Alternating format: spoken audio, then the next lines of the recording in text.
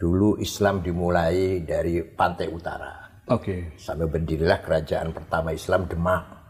Di situ dikatakan santri, yang orang yang ikut Demak dicap menjadi santri. Namanya menjadi nama Arab.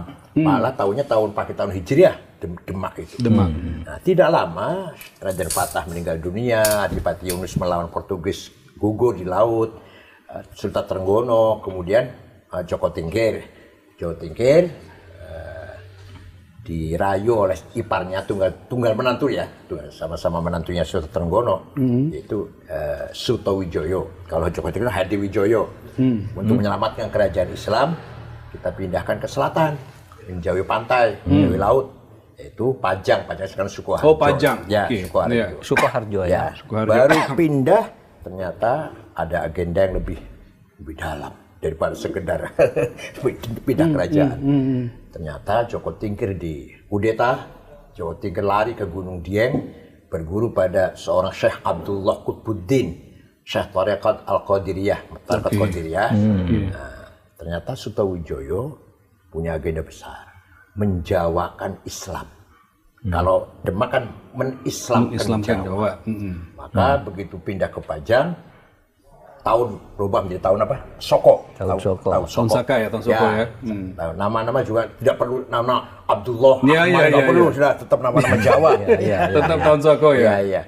Sampai kira-kira dikasih aja ya, lahirlah Panembahan Senopati, mendirikan Kerajaan Mataram Jogja.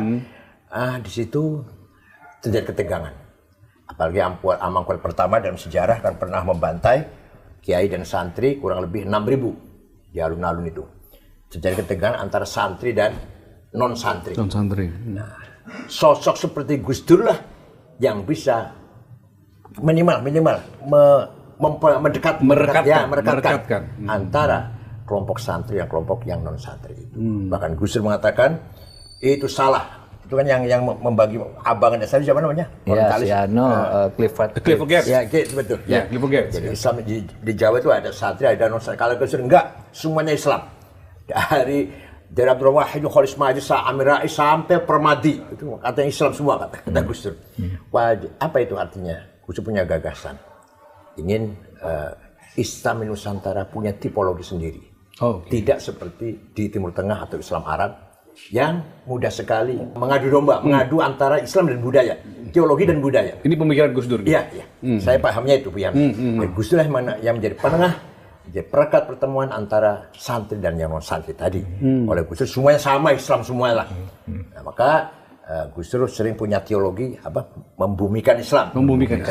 Nah, saya tahun 2015 punya ide Islam Nusantara. Islam Nusantara adalah Islam yang dibangun di atas budaya. Budayanya lestari, Islamnya jadi kuat. Itu luar biasa itu. Luar biasa. Dan itu juga terefleksi dari gagasan Gus Dur yang jauh sebelumnya gitu ya. Iya, saya terpengaruh. Jelas pengaruhnya. Gus Dur mengatakan membumikan Islam. Kalau saya Islam Nusantara. Ternyata beberapa hal yang sangat-sangat positif kita miliki Nusantara ini yang tidak dimiliki oleh orang-orang Timur Tengah. Sehingga di kita ini seorang ulama seperti Hasyim Asy'ari, ya ulama, ya pahlawan nasional. Begitu pula kiai-kiai yang lain ya, atau Ki Wahid Hasyim atau Idam Khalid.